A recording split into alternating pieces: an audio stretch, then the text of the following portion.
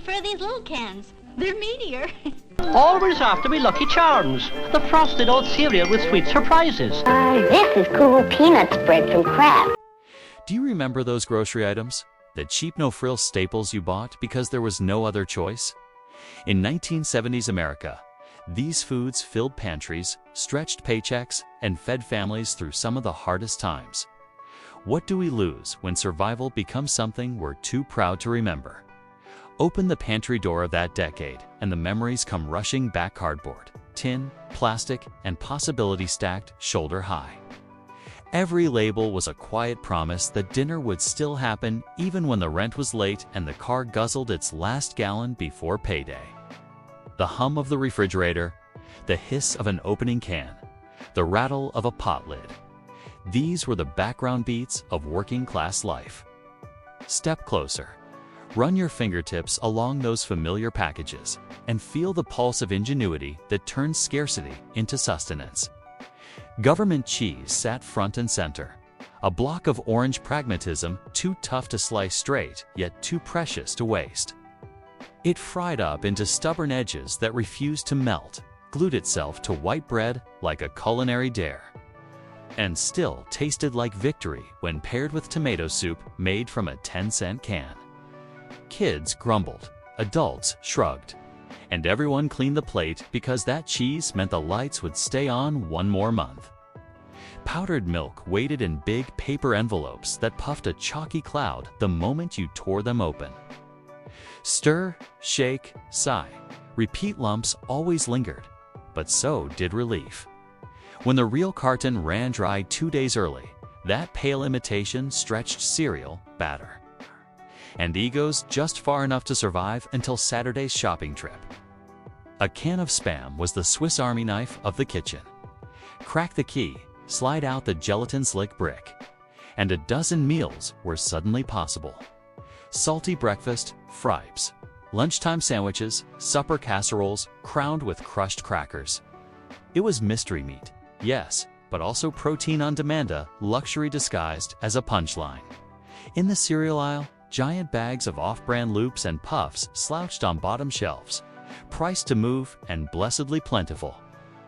No mascots, no prizes, only sheer volume and sugary dust that clung to every corner of the box. Add powdered milk, close your eyes, and if you were lucky, pretend you heard the faint crunch of the name brand. Dialed bread outlets smelled like a bakery's after-party. Honey wheat, raisin swirl, hamburger buns with dents big enough to park Hot Wheels. 5 loaves for $1 felt like winning bingo. At home, heels became French toast, stale slices turned to breadcrumbs. And every sandwich started with a silent nod to second chances. Boxed macaroni and cheese was neon comfort. 15 cents bought elbow noodles, a packet of radioactive powder, and the power to hush a rumbling stomach in 7 minutes flat. You skipped butter if the tub was empty, used water when milk was a fantasy, and still scraped the pot clean with a rubber spatula that had melted one too many times. Vienna sausages floated in briny gel, tiny pink torpedoes ready for crackers, eggs, or straight from a can bravado. One pop of the lid and you had lunch for 2 kids, maybe 3 if someone wasn't too picky. The texture bordered on suspicious, the flavor on salty redemption. TV dinners in aluminum trays promised an evening of independence. Slide Salisbury steak beside instant potatoes, canned corn, and a brownie crater into the oven. Then sprawl on shag carpet in front of a wood-grain television.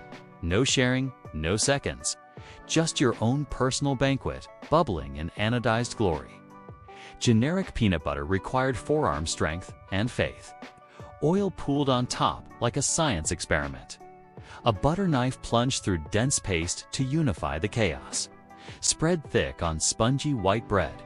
It glued jaws shut long enough for parents to enjoy 2 minutes of silence. Priceless bargain. Kool-Aid packets cost a nickel but tasted like liberation. Dump bright crystals into a pitcher. Add sugar if fortune smiled. Stir until the spoon clinked glass. Suddenly, a porch became a soda fountain, and neighborhood kids lined up with jelly jars sweating in summer heat. Frozen fish sticks offered maritime adventure to landlocked tables. Breaded orange planks baked unevenly crispy edges. Soggy middles, but dipped in ketchup, they miraculously disappeared. No one asked what fish swam beneath the crust. Full bellies outweighed curiosity every time. Chef Boyardee's canned ravioli and spaghetti delivered Italian night with zero airfare. Pop the top, pour into a dented pot. Inhale the sweet sauce simmering thicker than family secrets. Soft pasta pillows and mysterious meat bits tasted like after-school freedoms served hot. Store-brand white bread appeared lighter than clouds and just as sturdy. It folded, tore, and clung to fillings in gummy resignation. Yet toast it, and suddenly you had crunch. Cube it, and stuffing materialized for Sunday chicken that might not come until Wednesday. Instant mashed potatoes were culinary alchemy. Dehydrated flakes meeting boiling water in a flurry of steam, then puffing into convincing mounds. Lumps never fully surrendered, but gravy masked sins and stretched the roast's pan drippings until everyone believed seconds existed. Tuna packed in oil smelled like low tide, but banked nutritional gold. Drain, flake, mix with relish, and bargain mayo. Then mound on bread or macaroni. Casseroles bubbled, sandwiches stacked. Dreams of coastal vacations swirled briefly before rent reality returned. At the meat counter, bologna ends and hot dog nubs sold by the pound in clear bags winked at thrifty shoppers. Fry slices until edges curled like cartoon tongues. Layer in mustard, and dinner arrived with crackling applause from the skillet. Ramen noodles whispered from wire racks. 5 for $1, each brick a passport to salted nirvana. Boil, season, slurp. Add an egg if payday was near. Leftover veggies if you felt fancy, or eat it straight from the package like crunchy confetti. Rice, especially the miraculous 5-minute variety, was the plate-filling MVP.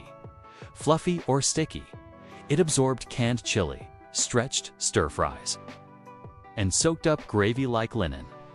A 25-pound sack in the corner meant no one would sleep hungry this week.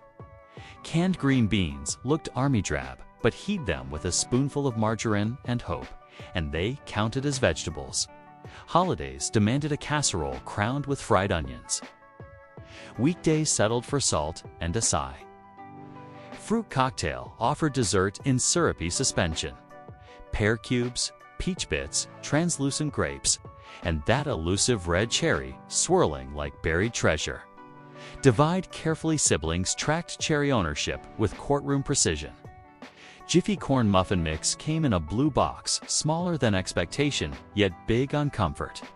1 egg, a splash of milk, and the oven birthed golden squares that smelled like county fairs and tasted like patience rewarded. Dry pinto beans soaked overnight on the stove, softening under a watchful eye that sometimes nodded off.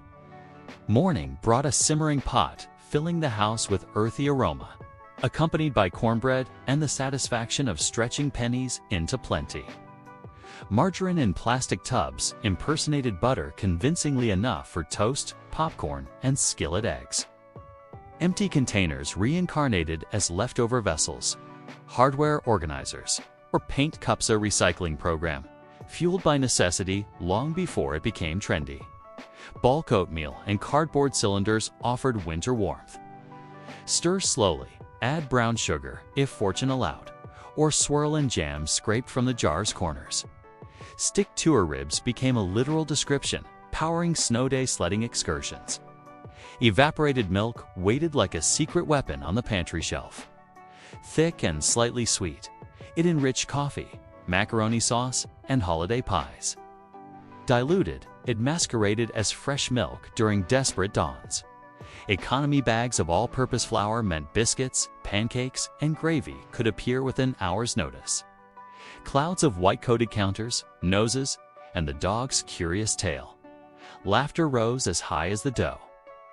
No-label canned chili simmered with kidney beans and ambiguous meat. Ladled over rice or boxed fries for instant stick-to-soul satisfaction. Spice levels varied unpredictably dinner. Roulette for the daring. 10-pound sacks of sugar sat like sweet sandbags, fortifying Kool-Aid coffee and birthday cakes whipped from scratch. Ants dreamed in Technicolor, just imagining the stash, but airtight tins kept invaders at bay. Family-sized ketchup bottles doubled as budget rescue rangers, transforming dry meatloaf, bland rice, and overcooked hot dogs into something red, tangy, and universally accepted. When the bottle neared empty, water swished inside to stretch salvation one meal more. Canned corned beef hash tumbled into skillets with a wet plop, hissed itself crisp, and partnered perfectly with fried eggs. It looked questionable, tasted wonderful, and filled lunchboxes wrapped in tinfoil. Instant pudding mix turned cold milk Riel or reconstituted to chocolate cheer in minutes. Whisk, chill briefly if patience existed. Then dive spoon first into glossy comfort that pretended to be dessert's shortcut, but felt like the main event. Frozen pot pies were edible snow globes. Peas, carrots, kale, and chicken bits in thick gravy under a pastry crust that scorched tongues and hearts alike. Bake them golden, crack the surface, and watch steam carry away the day's worries. Canned peaches and heavy syrup shone like summer, captured in liquid amber. Serve chilled on plain cake or straight from the can at midnight under the hum of the refrigerator bulb. The moment tasted like rebellion and relief in equal measure. Pancake mix in towering boxes promised Saturday brunch glory with only water added. Ladle batter onto sizzling griddles, flip when bubbles burst, stack high, drown in margarine and syrup from a jug shaped like nostalgia. Miracle Whip walked a tightrope between mayo and mystery, tangy enough to divide households. Spread on bologna, stirred into potato salad, or dolloped on canned tuna, it sparked debates louder than the evening news. Ovaltine jars lined shelves, chocolate malt powder waiting to coax children into drinking milk without complaint. 2 spoons, a vigorous stir, and suddenly calcium had a marketing department and bedtime a sweet incentive. Sardine tins packed in oil challenged brave palates. Peel back the lid, douse with hot sauce, pile atop saltines, and imagine coastal breezes instead of factory fans. Rich in omega-3 South long before nutritionists made headlines, they kept fathers fed on graveyard shifts. Little Debbie oatmeal pies nestled 6 to a plastic sleeve, soft cookies sandwiching marshmallow that stuck to teenage braces. They fueled playground negotiations, late-night homework, and road trips where gas station treats were strictly off-limits. Instant coffee crystals dissolved reluctantly in scalding water, producing bitter courage that powered dawn factory whistles. Housewives sipped it lukewarm between ironing and budget calculations, dreaming of percolators they couldn't yet afford. Saltine crackers and wax paper sleeves crumbled into soups, coated meatloaf, and calmed upset stomachs with gentle salt. Stack 4 spread with peanut butter, and the school lunchbox suddenly seemed fuller than the cafeteria tray. And so the pantry closes, shelves lighter but spirits lifted. Each humble product carried more than calories. It carried tradition, thrift, and stories whispered across generations. They taught us to measure wealth in creativity, to season hardship with humor, and to savor community as deeply as any meal. Today, artisanal versions of these staples gleam on chic store displays, but the real recipe for resilience remains unchanged. A dash of resourcefulness, a pinch of pride, and a heaping scoop of remembering where we came from, because forgetting might cost us more than any receipt ever will.